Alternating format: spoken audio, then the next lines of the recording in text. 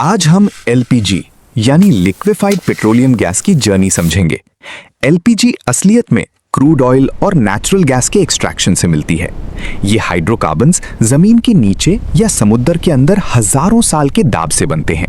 जब हम ड्रिलिंग करते हैं तो क्रूड ऑयल और नेचुरल गैस का मिक्सचर बाहर आता है। इस मिक्सचर में मीथेन, ईथेन, प्रोपेन, ब्यूटेन और बहुत सारी इंप्योरिटीज होती हैं। फैक्ट्री का पहला स्टेप है इन गैसेस को अलग करना। क्रूड ऑयल को रिफाइनरीज में भेजा जाता है और नेचुरल गैस को गैस प्रोसेसिंग प्लांट्स में। यहाँ पर सेपरेशन का काम शुरू होता है। हम जमीन से निकले हुए कचरे और गैसेस को पाइपलाइंस के जरिए बड़ी रिफाइनरीज तक पहुंचाते हैं, जहां इनका रियल ट्रांसफॉर्मेशन शुरू होता है। ये स्टेप क्रूशल है क्योंकि यही तय करता है कि गैस की प्योरिटी लेवल क्या होगी। अब गैस रिफाइनरी में है। यहाँ फ्रैक्शनल डिस्टिलेशन का प्रोसेस यूज होता है। ये एक मैसिव टावर होता है जिसमें अलग अलग टेम्परेचर जोन्स होते हैं। क्योंकि हर गैस का बॉइलिंग पॉइंट अलग होता है, इसलिए हम मिक्सचर को गर्म करते हैं। जैसे ही मिक्सचर गर्म होता है, गैसेस ऊपर उठती हैं और अपने बॉइलिंग पॉइंट के हिसाब से कंडेंस हो जाती हैं। एलपीजी के लिए हमें खास तौर पर प्रोपेन और ब्यूटेन चाहिए होते हैं।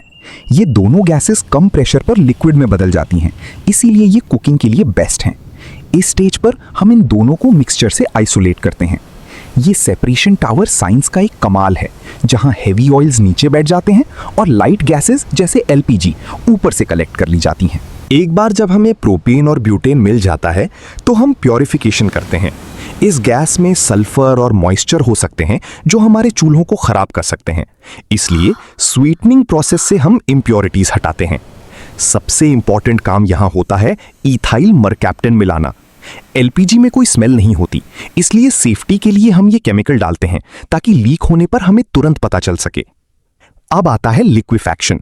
गैस को लिक्विड में बदलने के लिए हम हाई प्रेशर अप्लाई करते हैं। सिलेंडर में गैस तभी कॉम्पैक्ट हो पाती है जब वो लिक्विड फॉर्म में हो।